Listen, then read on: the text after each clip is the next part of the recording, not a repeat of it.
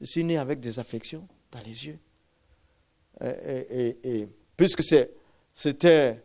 Bon, l'ophtalmo, comment dire, n'a pas été, là, je ne sais pas, dans les années 50, on n'a pas pu faire quelque chose, et puis c'est démoniaque. On n'a pas compris. Mais ils ont dit,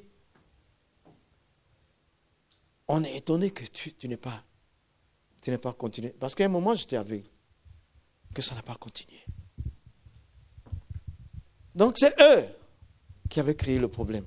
Pour tout le monde, ce n'est pas comme ça, mais... Mais voici aujourd'hui que, voilà que, peut-être que celui qui a été chargé dans l'enfance, c'était un démon d'aveuglement, je ne sais pas. Et celui-là qui voulait me fixer l'hémiplégie, il était lié là et il m'a donné tous ces docs-là. Mais tu comprends, quand tu es devant là, tu entends ces choses-là que tu n'as jamais su. Ça fait un effet. Alors j'ai dit, ça va, je ne veux plus t'entendre. Au nom de Jésus, sors. Va-t'en maintenant. Sors. Et il est parti. La fille a repris connaissance. Qu'y a-t-il entre toi et les démons ce soir? Qu'est-ce que vous avez en commun? S'il y a quelque chose, ça doit sortir. C'est Jésus. Pour qu'il soit efficace, c'est ça. Rien entre nous. Rien du tout. Tu n'as rien à voir. Ne te laisse pas avoir. Ne succombe pas à la tentation. Tu es du royaume de Dieu. Tu n'es pas du royaume des ténèbres. Ton nom est écrit dans le livre de vie. Ton nom n'est pas de ceux qui vont dans l'enfer. C'est vrai que si Satan avait un démon pour juste te personnifier, pour rigoler, si Satan avait un bureau, ton nom serait wanted, recherché, parce que tu es fait pour détruire le royaume des ténèbres, parce que tu es en guerre. C'est la vérité, je suis d'accord. Que nos noms soient écrits dans son bureau, wanted. Sa spécialité, c'est qu'il chasse les démons. Sa spécialité, c'est qu'il dit la vérité. Sa spécialité, c'est qu'il guérit les malades. Sa spécialité, c'est qu'il est rempli d'amour. Alors on va t'attendre sur la haine, ça ne marche pas. On va t'attendre pour ne pas dire la vérité, ça ne marche pas. On va vouloir que tu puisses haïr. Sa spécialité, c'est qu'il a pardonné à tous ceux qui lui ont fait du mal. Voilà comment nous sommes. Et nous sommes faits. L'homme, sa vie, sa liberté, sa relation avec Dieu et son départ. Quand tu vis 70 ans que tu te pars, tu es parti. Mais que va-t-on dire après toi? Qu'est-ce que tu as fait? Quelle sémence tu as laissée? Combien de fois tu as libéré les âmes? Combien de fois tu as chassé les démons? Combien de fois les malades, la bonne nouvelle a été annoncée? Combien de fois les cœurs ont été changés, les esprits changés, les vies changées? Nous sommes missionnaires sur la terre. C'est la même chose que Jésus lui-même il dit dans le jardin de Gethsémane. Il dit, le prince de ce monde arrive. Il n'a rien à voir avec moi. C'est ça qui est difficile pour nous. La colère, quelqu'un parmi nous est très colérique. La Bible dit, la colère de l'homme n'accomplit pas la justice de Dieu. Jacques 1, 19, 20. Il dit, soyez prompts à l'écoute, lents à la colère, car la colère de l'homme n'accomplit pas la justice de Dieu. Ça accomplit ta propre justice, et ta propre justice, elle est charnelle. Celle de Dieu. Dieu, seul a le droit de se mettre en colère, parce que quand il est en colère, c'est sa sainteté qui en ressort. Mais quand tu es en colère, c'est le péché, c'est la nature pécheresse qui ressort. Fais ça, attention.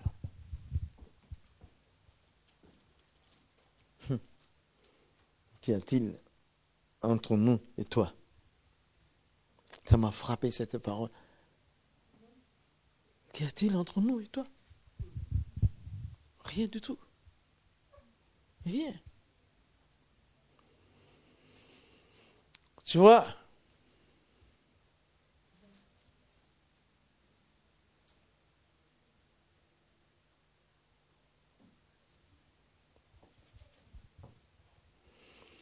Nous sommes des soldats de Christ. Nous sommes des soldats pour Christ. Nous sommes des soldats de valeur. Nous devons valoriser le royaume de Dieu avant tout. Avant tout. Il n'y a que des choses comme ça qu'on vit chez nous parce que j'étais à Genève. Un soir, ma femme m'appelle vers minuit. Elle me dit, regarde ce qui s'est passé. Tu vois, nous aussi, en tant que serviteurs de Dieu dans ce domaine pastoral, parce que tous ici, nous sommes des serviteurs de Dieu. Chacun dans sa spécialité. Quand tu fais ta comptabilité très bien, tu sers Dieu. Quand tu fais ta cuisine très bien, tu sers Dieu. Tout chacun sert. On m'a donné des cadeaux. Il y a quelqu'un qui m'a amené une très belle paire de babouches. Une femme qui me l'a donné, une dame, une voisine là, bien, donné la belle paire de babouches. Donc je l'ai laissée là-bas. Et ma femme m'appelle. Qu'est-ce qu'elle va dire? Cyril, tu es là?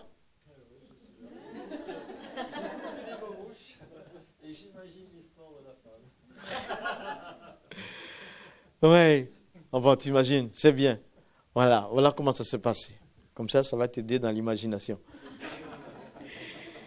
Elle me dit, sa femme est où? Elle rit. Mais elle me dit, regarde ce qui s'est passé. Elle avait fini déjà avec la chose. Et puis elle m'a dit, j'étais dans la chambre. On a 3 chambres. J'étais dans la chambre. Et les chaussures étaient dans un coin du salon. De notre chambre, elle entend des pas dans le salon. Tout est fermé. Il est presque minuit. Elle entend les pas dans le salon. Elle sort de la chambre. Elle ne regarde pas de présence humaine visible. Mais, c'était des paires de babouches blanches. Elle entendait toujours. Donc, elle a allumé au salon. Elle voit les chaussures qui se déplacent sans corps.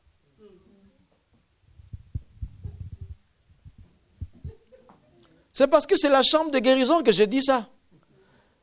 En Suisse, là-bas ou en Belgique, j'évite de dire aux gens parce que ça raconte des histoires. Il faut vivre les choses spirituelles. Les chaussures qui se déplacent sans corps et qui allaient vers le couloir là. Qu'est-ce qu'elle va faire? La plus belle des femmes.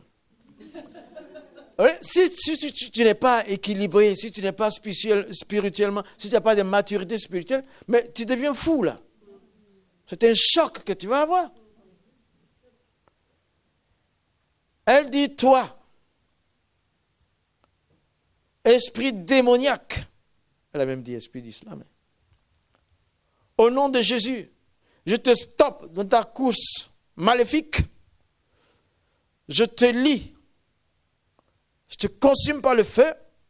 Je te délie pour te renvoyer dans les lieux arides. Au nom de Jésus. Parce qu'à un moment, les gens, qu'est-ce qu'ils disent? Je te lie, va-t'en. Mais si tu l'as lié, il va rester. Tu le lis, il reste là. Comment il peut aller? Je te lie, te consumer, puis je te délie. Allez, bouge-toi, va-t'en. Au nom de Jésus, les chaussures se renversent. Qu'y a-t-il entre toi et les démons? S'il n'y a rien entre vous, tu peux le contrarier, tu peux le combattre, tu peux briser ses projets. Mais s'il y a quelque chose entre vous, vous voyez les fils de Séva. Ah, je connais le Jésus que Paul prêche. Mais toi,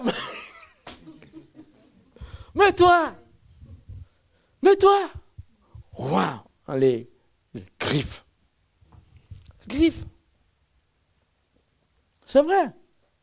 On était en pleine évangélisation.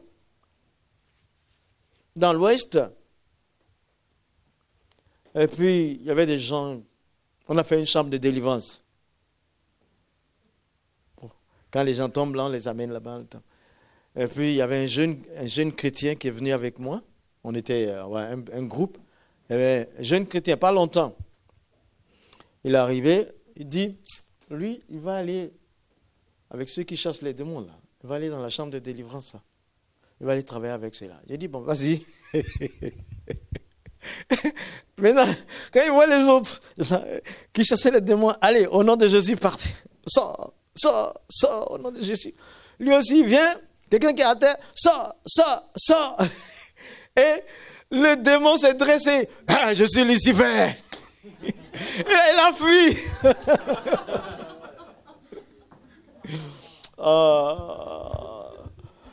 La peur dans le ventre, tu ne peux pas. La peur est un démon. Jésus dit, je suis avec vous tous les jours jusqu'à la fin du monde. Il faut les chasser. Il faut briser leurs liens. Il faut briser leurs alliances. Il faut alléger les corps des gens. Ils sont lourds. Ils ne peuvent pas lire la Bible. Quand ils ouvrent la Bible, ils ont sommeil. L'esprit d'assoupissement. Il faut le chasser au nom de Jésus. Lis la Bible pour avoir la foi. Toi-même, tu chasses le démon. Ce n'est pas normal que quand tu commences à lire la Bible, tu dors. Excepté à des moments où tu es vraiment fatigué. Mais si tu n'as pas le temps de lire la Bible vraiment, il y a quelqu'un qui est en train de te dépouiller de ta foi. La foi vient de ce qu'on entend. Ce qu'on entend vient de la parole de Christ. Comment vas-tu faire? Ah non. Nous, on en a vécu. On a vu dans ce temps-ci. On a vu. Faut juste pas. Contrôle ta vie. Faut discerner avant chaque choix.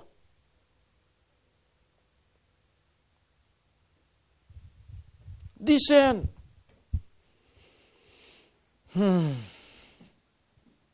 Vraiment, Jésus est merveilleux. Il est merveilleux. Alors, maintenant, vous savez, non?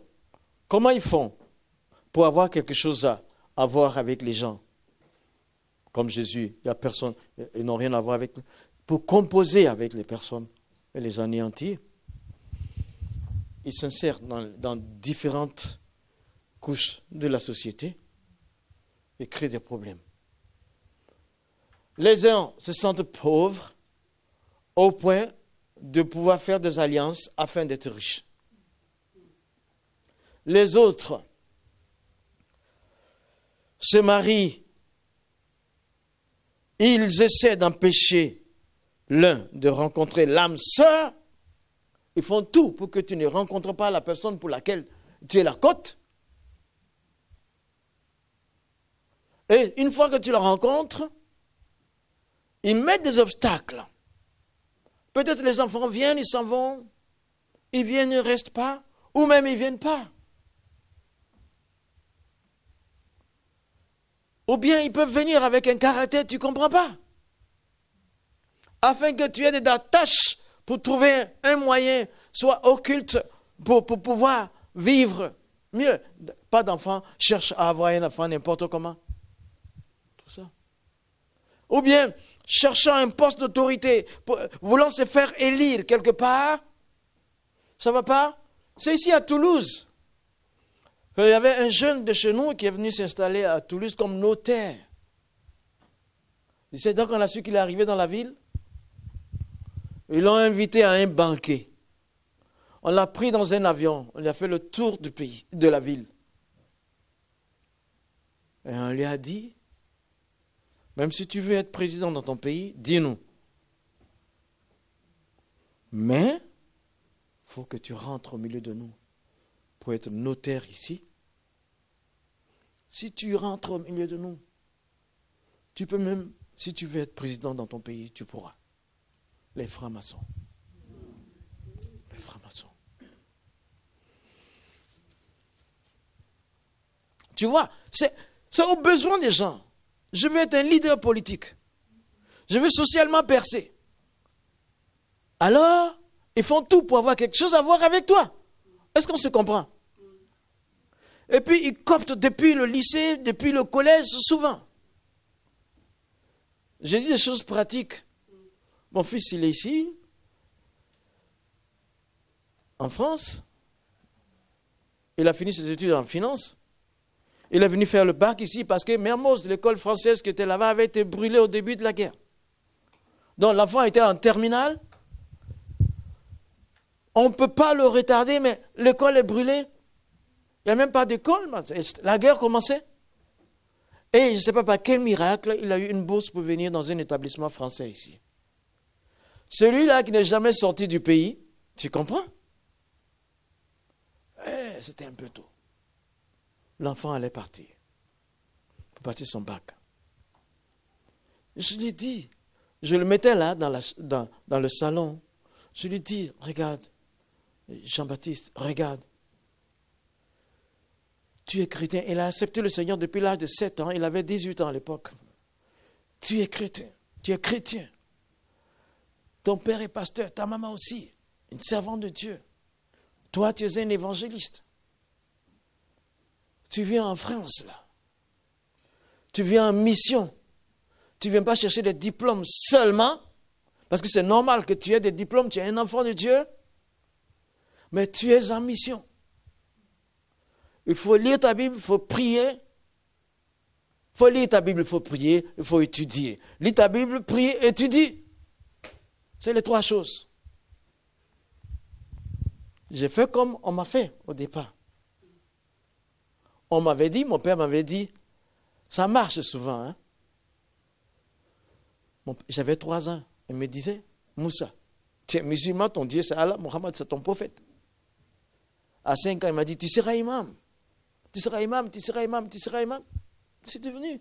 Si dans le monde opposé à Christ, si les gens peuvent ainsi parler à leurs enfants pour qu'ils soient ce qu'ils veulent qu'ils soient, combien plus forte raison en Christ, nous ne pouvons pas inculquer des bonnes voies à nos enfants par rapport au royaume des cieux, pour qu'ils soient les meilleurs avec les diplômes et puis avec Jésus.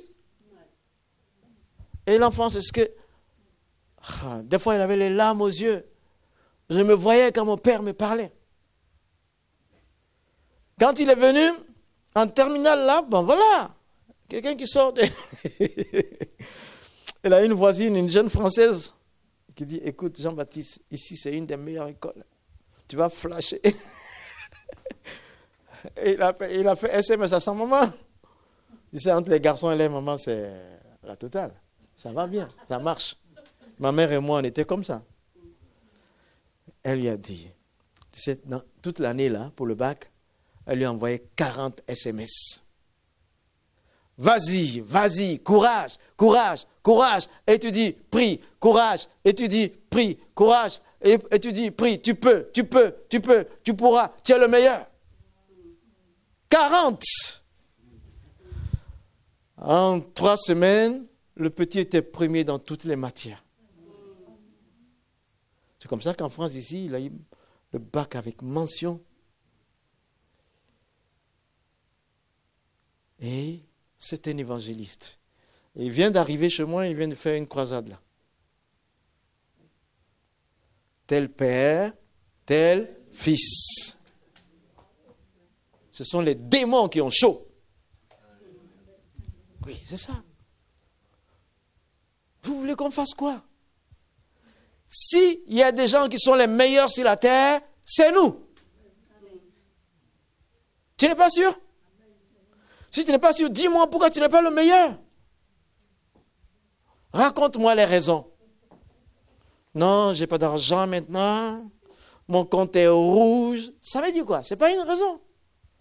Si c'est au rouge, ça sera au bleu, ça sera au vert. Quand si ça peut devenir rouge, c'est que ça peut devenir vert. L'or et l'argent appartiennent à Dieu. Et c'est mon Dieu. J'ai qu'à travailler. Pourquoi tu te mets parmi... Non. Est-ce que c'est compliqué? Ce n'est même pas compliqué. Qu'y a-t-il entre nous et toi? Il n'y a rien entre toi et moi. Il n'y a rien, on n'a rien en commun. Rien du tout avec les démons. Ils sont même pas. Le diable, il n'a que malin. Il est venu pour détruire, tuer, voler, égorger. Jésus est venu pour nous donner la vie en abondance. La vie en abondance. Le gars, il était dans l'église avec moi pendant 7 ans. Je pensais même à il devait commencer, elle allait commencer à faire les cours de formation de baptême. Un matin, un après-midi, je ne sais plus. Il vient me dire, pasteur, j'ai tout essayé. J'ai tout essayé contre toi. Ok, c'était un monsieur qui, lui seul, il était plus âgé que moi. Il avait ces vaudous-là. Il dit, je les ai tous envoyés contre toi. Il dit, hé, qui ça? Il dit, mais vaudou là, pendant 7 ans, je voulais te casser.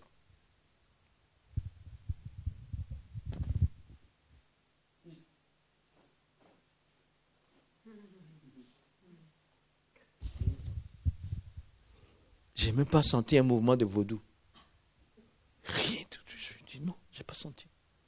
Cette année, il m'a indiqué des moments où, rien du tout, je n'ai rien senti. Où il a essayé. Il y a des fois même il ne pleuvait pas.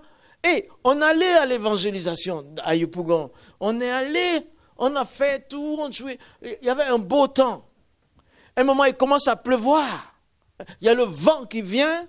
Et il commence à goûter, il y a la pluie, un à un, ça commence. Ah! Je dis, mais les gens sont là. J'ai commencé à prier. Je demande au Seigneur, j'ai dit, si c'est ta volonté que tous ces gens-là écoutent la bonne nouvelle, tu vas arrêter la pluie. Sinon, que ta volonté se fasse. La pluie s'est arrêtée, la pluie s'est arrêtée, la pluie s'est arrêtée. Et le gars, il était là. Il dit, ce jour-là, c'est eux qui ont provoqué cette pluie-là. Les amis, attachons-nous, nous avons une immunité divine, il ne faut pas la négliger. Il y a l'onction de Dieu sur toi, il y a la présence de Dieu en toi, il y a sa puissance, il y a sa parole. Lis la Bible, prie. Lis la Bible, prie. Extrais-toi du péché, écrase le péché, c'est tout. Il n'y a pas d'autre chose. Il n'y a pas. Qu'y a-t-il entre nous? Voilà que la guerre a commencé au pays.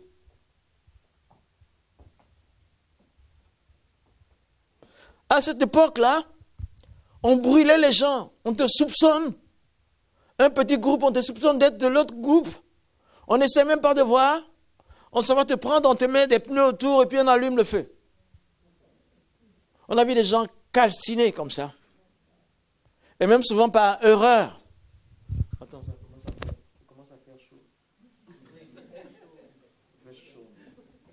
commence à arriver retrouver mes 35 degrés. Je ne sais pas si c'est spirituellement ou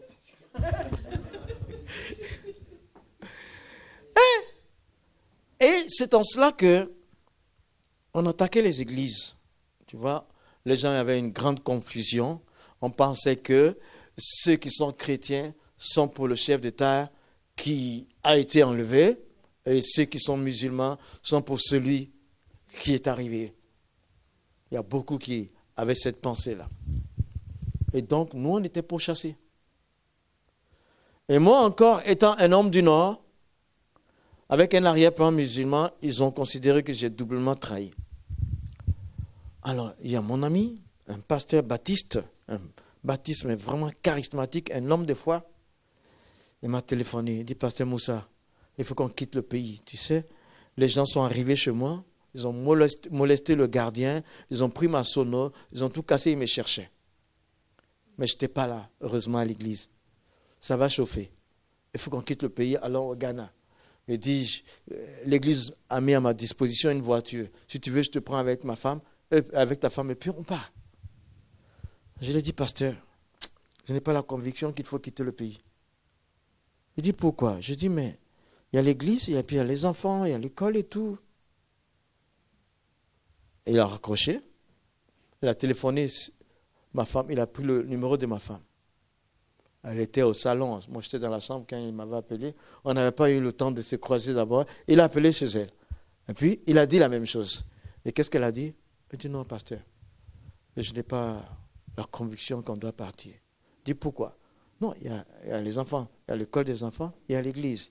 Il a dit, mais il faut que vous soyez vivants pour pouvoir aider les enfants et l'église. C'est pas faux. Mais on n'a pas reçu qu'il fallait partir. Quand les chrétiens se cachent et les pasteurs se cachent, il y a quelque chose qui ne va pas. Et puis après, tu viens demander, je suis le berger. Ils se sont cachés, tu ne les as pas secourus. Tu as fui comme eux. Après, quand tout est calme, tu es leur berger. Il y avait une dimension qui nous manquait tous les deux. Je dis à ma femme, non. Après, on se croise. Elle me dit, voilà, le pasteur tant m'a appelé. J'ai dit, il vient de m'appeler. Qu'est-ce que tu lui as dit? Je lui ai dit qu'on ne parle pas. Ah bon, on est d'accord dessus. Hein? Alors on est resté. Ça a recommencé. La guerre, ce n'est pas bon, les amis. Les gens ont des armes sophistiquées. Tu regardes, je regarde par la fenêtre, tu vois une balle tirée là-bas, tu vois du feu qui bouge. Et quand ça éclate à 10 km, les vitres des maisons qui tombent. Et ma fille là, celle qui va avoir 17 ans, Elisabeth, quand tu posais la main sur sa poitrine, on dirait que son cœur va sortir. C'était terrible, ça pouvait traumatiser. Plusieurs personnes ont perdu la vie même. D'autres ont eu des AVC comme ça. Mais jusqu'à ce que une partie ait la victoire. Et maintenant, ils font du ratissage. Ils vont dans les maisons, on cherche les gens de l'autre partie. Et puis, tout le monde est caché. Mais comme c'est n'importe quoi qu'ils font, on ne trouve pas un partisan, on ne trouve pas un soldat caché, mais on va prendre tout ce qui est dans ta maison. On va prendre même les voitures. Il n'y a pas de loi en ce moment-là. Mais moi, je dis, attends, on va aller voir à l'église. En ce moment-là, il y a un téléphone qui me parvient encore. C'est toi, le pasteur Moussa? Je dis oui. Tu es à Benjerville, non? Je dis oui.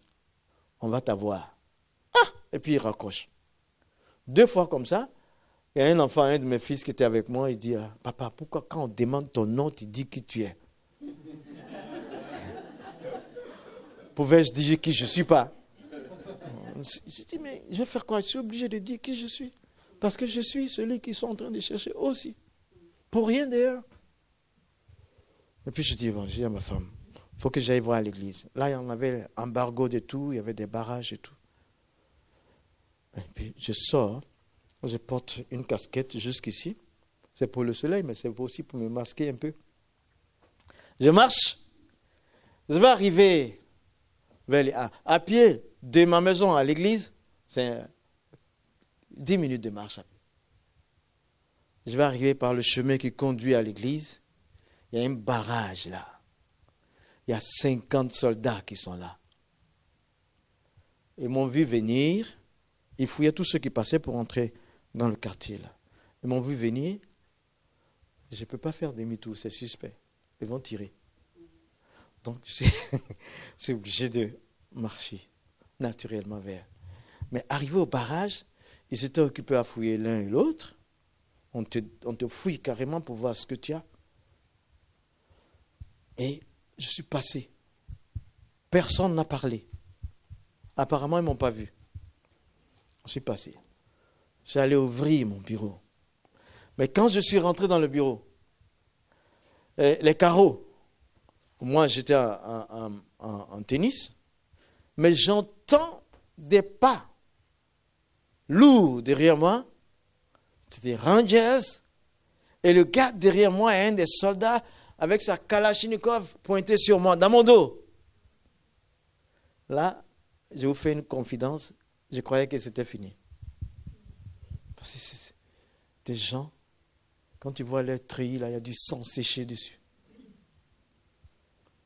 Quand j'ai regardé, je l'ai vu, mon cœur. Mais il faut que je veux dire quoi. J'ai dit, chef, J'ai parlé en français des Chenons. Chef, il y a quoi? Je lui dis, qu'est-ce qu'il y a? Il me dit, il n'y a rien. Je dis, mais pourquoi tu as pointé? Tu me suis jusqu'à dans mon bureau avec ton fusil dans mon dos. Il dit, il n'y a rien. Alors, mon bureau, il est en béton avec des carreaux dessus. C'est ma femme qui a fait ça. Elle a fait, c'est comme une table, mais c'est du béton. Puis, il y a du carreau blanc partout. On a dit qu'on fait ça pour nos successeurs.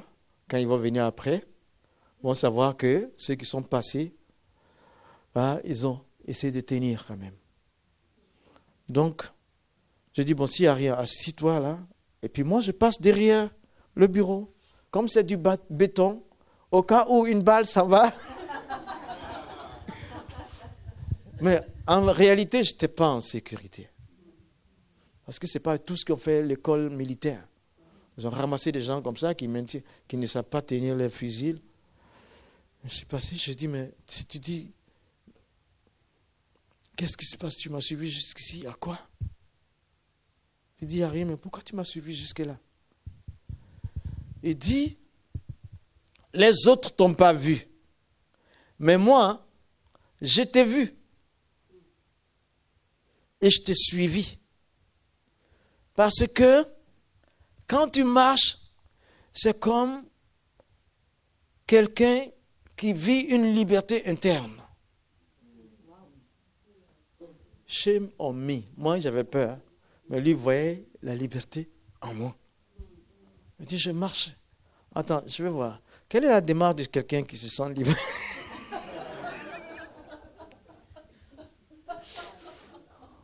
Bien sûr, je t'ai contrarié. Je dis, quoi? Quelle honte pour moi dans mon cœur. Voici un assassin, un tueur. Vous savez, ils ont des gris-gris ici, tout ça. Des fois, tu tires dessus, les balles ne rentrent pas. Hein? Comment lui voit cette liberté? Ah, j'ai dit, ah oui, c'est vrai. C'est vrai. La liberté que tu vois à moi, ce n'est pas de moi, mais c'est Jésus. C'est un homme du Nord, donc un musulman. Il dit, c'est Jésus. Il me dit, c'est qui Jésus? C'est quoi Jésus?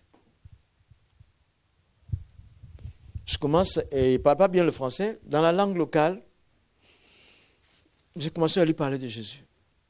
C'est la parole de Dieu qui est devenu un être humain. Il s'appelle le Fils, c'est le Sauveur. Voilà comment il est mort pour nous. C'est ça Jésus. Il dit, c'est lui qui me donne la liberté. Il dit, j'ai dit, toi, si tu lui donnes ta vie, tu seras plus libre que moi-même. Il dit, c'est pas possible. C'est pas possible, je ne peux pas. J'ai dit, pourquoi? Il commence à pleurer, il dit, j'ai trop tué. Alors, j'ai dit, quoi, tu as trop tué? Il dit, oui, j'ai trop tué, j'ai tué beaucoup de personnes. J'arrive pas à dormir depuis quelque temps. Quand je dors, je les vois, les visages là. J'arrive pas à dormir. Et j'étais parti, je ne croyais pas que je ne savais plus où j'étais parce qu'il a commencé à me raconter comment il tuait les gens. 2 heures de temps. Et à un moment donné, je n'étais plus sur terre. À un moment donné, il a dit, monsieur, est-ce que vous pouvez boire le sang humain? Je dis non. Il dit que lui, il a bu le sang humain. Parce qu'il n'a pas voulu utiliser son arme à feu à un certain moment. Il avait tellement tué, c'était tellement facile. Qu'il prenait son poignard, il perce et puis il tend sa main, il prend le sang, il boit. Ça, tu ne peux pas dire qu'il n'est pas possédé. Voilà aussi comment de quoi la société est composée. De gens qui boivent le sang humain, qui mangent le cœur. Pour être puissants. Et il avait tellement pleuré en racontant pendant ces 2 heures sa misère. Tu vois, en voulant être un héros, il devient un zéro. Sa misère, il a raconté. Jusqu'à, je l'ai laissé continuer. Un moment, il ne parlait plus. Je dis, tu as fini? Il dit, oui. Je dis, maintenant, il faut donner ta vie à Jésus. Je commençais à prier avec lui. pardonne mes péchés, tout ça. Et ça a duré 2 minutes. Après les 2 minutes, je lui pose la question. Comment tu te sens? Il m'a dit, je me sens libre. Mais regarde, Cyril, un criminel digne de Satan. Il a tellement tué, mais en 2 minutes, la grâce du Seigneur lui est parvenue.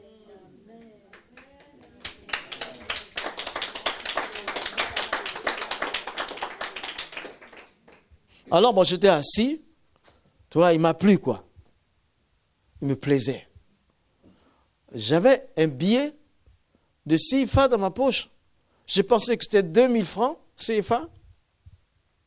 Mais quand j'ai pris l'argent, je voulais lui faire cadeau. Parce que tu es devenu un frère. Je vais te donner un cadeau. Tu laisses les armes, tu vas rejoindre ta famille. La guerre, là, il faut arrêter pour toi. Tu es devenu chrétien, tu ne tues plus les gens. Donc, je vais lui donner, j'ai pensé à 2000 francs. Mais quand l'argent est sorti de ma poche, c'était 10 000 francs, un billet. Je ne peux pas retourner. Je ne pensais pas que j'avais assez d'argent dans ma poche comme ça. Je ne peux pas lui dire, donne-moi la monnaie. Donc, ma mère a continué sa course jusqu'à lui. Et il a pris l'argent. Il m'a remercié. Et il m'a dit des choses. Il dit, on a lutté pour le nouveau président. Maintenant qu'il est au pouvoir, il ne nous écoute plus. Tout. J'ai dit, laisse ça tomber. Il nous a promis de l'argent et tout. Il ne nous donne pas. Laisse tomber. Va chez toi. Va auprès de ta femme. Finis cette guerre-là pour toi. Et il s'en allait. Et puis j'ai vu que, pendant qu'il racontait, pour être libre de ses mouvements, il avait posé sa Kalachnikov sur la chaise voisine là. Et puis il partait même sans ça. Un militaire qui oublie son arme. Je lui ai dit, pardon mon frère, pardon, viens. Ça là, va rendre ça, je ne veux pas toucher à ça. Cyril, c'est pas fini, le gars est parti. Véronique, tu es là, non? Ton mari est célèbre. Le gars est parti, arrivé à la porte. Je le vois revenir. Ah, j'ai dit, qu'est-ce qu'il y a? Il dit, monsieur, comment vous appelez? J'ai dit, Moussa Kone. Il dit, c'est le pasteur? J'ai dit, oui. Alors il a baissé la tête, il regardait le bout de son soulier. J'ai dit, pourquoi tu baisses la tête? Il dit, il y a 2 heures de temps, si tu avais dit ça, je t'aurais tué. Parce que tout le groupe qui est devant là, on nous a chargés de casser l'église et de tuer le pasteur. Mais qu'est-ce qui s'est passé? Le projet là, on a des complices dans le quartier et nous avons fait connaître nos projets au premier. Le premier a dit, ce pasteur là, il ne faut pas le toucher, son église ne touche pas. Ils n'ont jamais fait du mal à quelqu'un pendant 10 ans qu'ils sont là. C'est eux-mêmes qui ont fait la route et les fleurs, tout ça. Et ils sont allés demander à 9 autres personnes dans le quartier qui étaient leurs alliés, leurs complices. Ils ont donné le même témoignage. Ne touchez pas au pasteur, on ne veut pas avoir de problème avec Dieu. Laissez son église. Alors ils ne savaient pas quoi faire. Ils se sont mis là en train de fouiller les gens et attendre si on commettait des erreurs. Jésus a dit quoi? Je suis avec toi tous les jours jusqu'à la fin du monde. Tu ne sauras jamais de combien de dangers il te protège. Voilà. Il est passé même par des voisins. Ces jours-là, j'ai compris l'écriture de cette manière. Il faut vivre souvent pour comprendre certaines choses. Quand c'est que théorique, c'est un peu... ça manque de saveur. Alors il est parti. Il est revenu. 10 minutes après, je le revois. Il te dit, Cyril, c'est fini. C'est pas fini. 10 minutes après, il revient. Je dis, mais qu'est-ce qu'il y a? Il dit, le commandant veut te voir. Je dis, moi? Est-ce qu'il me connaît? Il dit, non. Quand je suis arrivé, tu vois, quand quelqu'un vient de pleurer, quand tu vois ses yeux, tu sens. Et c'était comme ça, quand il est arrivé, le commandant dit, mais toi, il semble que tu as pleuré. Toi, le dur parmi nous, tu as pleuré. Mais où étais-tu? Il a indiqué là, c'était l'église. Tu es parti dans l'église, toi. Le plus méchant d'entre nous, tu es parti dans l'église. Avec tous les hommes que tu as tués, tu es parti dans l'église. Il dit oui, mais qu'est-ce que tu allais faire là-bas? Il lui a dit, j'ai vu un homme qui m'a parlé de Dieu et j'ai vu Dieu. Il dit qu'il a vu Dieu. Donc son commandant dit, toi méchant comme ça, tu as vu Dieu? Donc si c'est ça, va le chercher, qu'il vienne nous parler, nous aussi on va voir Dieu. C'est pourquoi elle était revenue. Ah! Ça encore, c'est une autre étape, tu vois. Dieu ne nous laisse jamais au même stade. Hein? On est arrivé là. Donc, je lui dis, commandant dit, il dit, ouais, allons. Vous n'allez pas venir? Ah, je n'ai pas le droit de ne pas venir. Je dis, allons, allez. J'étais derrière lui. Je marchais timidement. Je marchais timidement. Je n'ai pas bombé le torse. Non, ce n'est pas évident. Je marchais timidement et je suis arrivé au milieu d'eux. Et dès qu'il m'a vu, le commandant, il dit, hé, toi là, tu as parlé en mon élément et il dit avoir vu Dieu. Voilà. Voilà, moi-même, je suis là. Parle-moi, je vais voir Dieu. Nous tous, on est là. Il faut nous parler, on va voir Dieu là.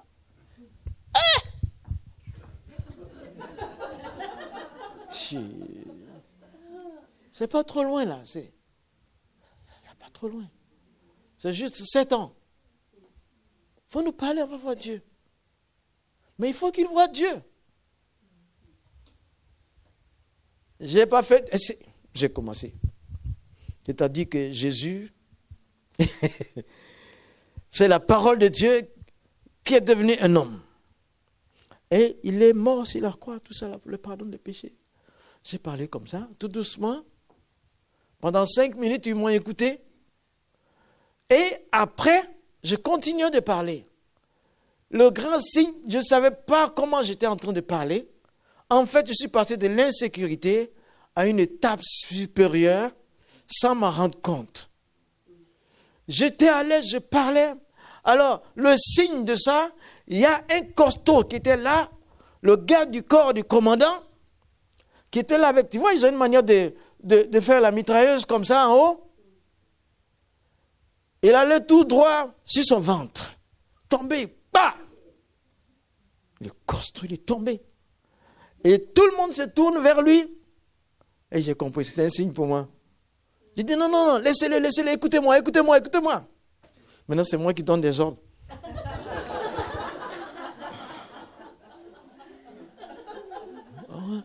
J'ai dit, écoutez-moi, je continue de parler. Le commandant a pleuré, il s'est mis à genoux. Et il y en a un autre qui est tombé, 2 autres. Les autres à genoux, il y a 11 personnes qui ont donné leur vie parmi eux à Jésus. Et tu sais, comme c'est au bord de la route, tous ceux qui passaient pour aller au marché, là, ils se sont arrêtés. Ils regardaient. Ce Dieu-là, ce jour-là, les durs ont eu plus dur. Le fer a coupé le fer.